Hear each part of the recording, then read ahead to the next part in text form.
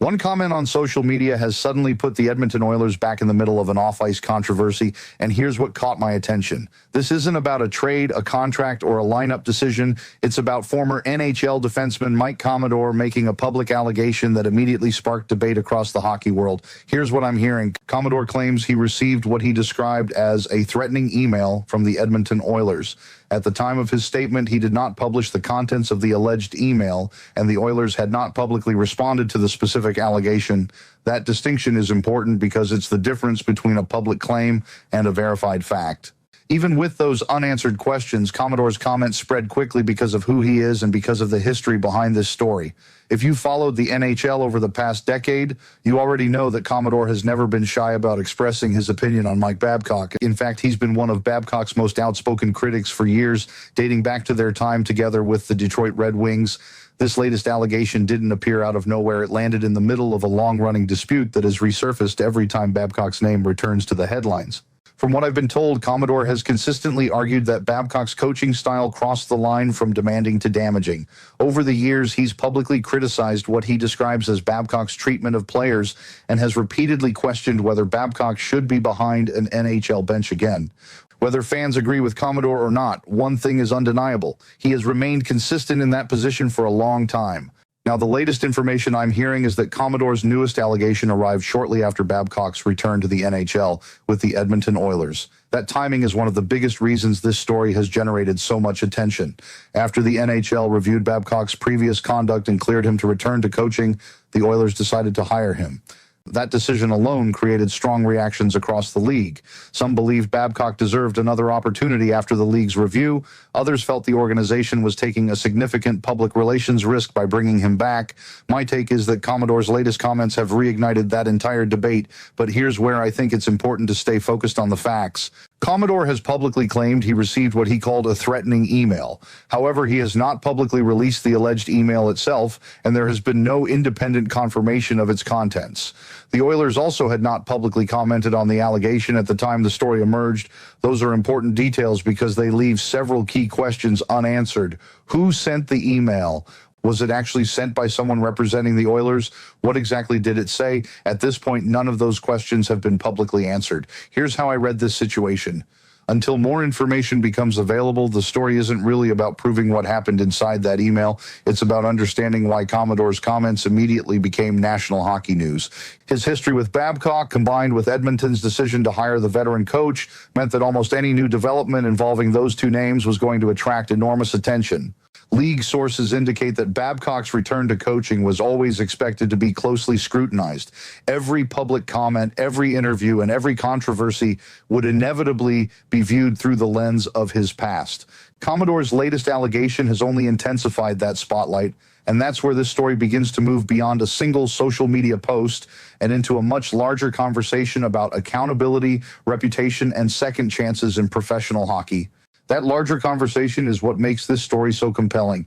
In my opinion, this isn't simply about one allegation or one social media post. It's about everything that has surrounded Mike Babcock over the past several years and why emotions remain so strong whenever his name appears in the headlines. Here's what I'm hearing. Around the league, there are people who believe Babcock deserves the opportunity to coach again after the NHL completed its review and cleared him to return. At the same time, there are others who feel his past controversies should continue to influence how his return is viewed. Commodore has clearly placed himself in that second group. One thing that stood out to me is that Commodore didn't suddenly become critical after Edmonton hired Babcock. His criticism has been remarkably consistent for years. That's an important piece of context because it explains why his latest allegation immediately attracted attention. Whether fans agree with him or strongly disagree, Commodore has maintained the same position throughout multiple coaching stops and multiple public controversies involving Babcock. From what I've been told, the NHL's review of Babcock before his return to coaching played a major role in Edmonton's decision. The league determined there was no basis to prevent him from coaching again, and the Oilers proceeded with the hire. That doesn't mean everyone accepted the decision. My take is that this hiring was always going to divide opinion, and any new development connected to Babcock would inevitably become a major story. That's why I think it's important not to rush to conclusions about the latest allegation. At the time Commodore made his public comments, the contents of the alleged email had not been released publicly, and the Oilers had not issued a public response addressing the claim. Those facts matter because they define what we actually know versus what people are assuming online. I've also been watching fan reaction, and it's been split almost exactly as you might expect. Some fans argue that Commodore has earned the right to be heard because he's been speaking about Babcock long before these recent headlines. Others believe that without seeing the alleged email or hearing Edmonton's side of the story, it's impossible to fairly judge what happened. Here's how I see it. Both perspectives highlight why this story continues to evolve instead of reaching a quick conclusion. Another aspect worth paying attention to is how the Oilers handle this moving forward. Nothing is official yet, but here's what I'm hearing. Organizations often avoid responding immediately to public allegations, particularly when the underlying facts haven't been fully established in public. Whether Edmonton eventually comments or chooses to remain silent could shape how long this story stays in the news cycle. For now, what we can say with confidence is straightforward. Mike Commodore has made a public allegation involving the Edmonton Oilers. The allegation has not been independently verified. The alleged email has not been publicly released, and the organization had not publicly responded to the specific claim when the story broke. Those are the verified facts. Everything beyond that remains part of a developing story, and that's why people throughout the hockey world will be watching closely to see whether additional information emerges, whether the Oilers respond publicly, and whether Commodore provides further evidence to support the claim that has suddenly placed Edmonton back at the center of one of the NHL's most talked about off-ice discussions. The other reason I believe this story deserves attention is because it highlights how quickly public perception can shift in today's NHL. One social media post can become the biggest talking point of the day, especially when it involves well-known personalities with a long history. Mike Commodore isn't an unknown former player looking for attention.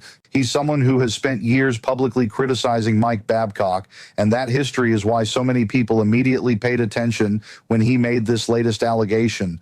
Whether you agree with his perspective or not, his comments carry weight because they fit into a much larger story that has been unfolding for years.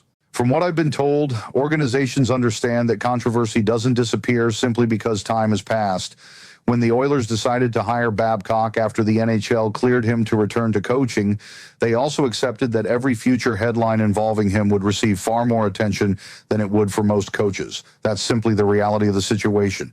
My take is that Edmonton knew there would be intense scrutiny from fans, media, and former players alike, and this latest development is another example of that spotlight in action. I'm also interested in what happens next rather than only what has already happened. If Commodore decides to release additional information or provide more context about the alleged email, that could significantly change the conversation. On the other hand, if the Oilers choose to issue a public statement addressing the allegation, that would give fans another perspective to evaluate. Until one of those things happens, there are still important pieces of the story that remain unknown. Here's how I read this situation. Hockey fans are naturally passionate, and when a story involves a controversial coach, a former NHL player with a long history of speaking out, and one of the league's highest profile franchises, opinions tend to form very quickly. But the most responsible approach is to separate what has been confirmed from what is still being alleged. That doesn't make the story any less interesting. In fact, I think it makes it even more compelling because there are still legitimate questions waiting to be answered. League sources have often said that reputation can follow people throughout their careers, whether they're players, coaches, or executives. In this case, both Mike Babcock and Mike Commodore bring years of history into every new headline, which is why even a single allegation can become a league-wide discussion almost overnight. As more information becomes available, the focus won't just be on the allegation itself. It'll also be on how everyone involved chooses to respond, because those next steps may ultimately shape how this story is remembered across the NHL.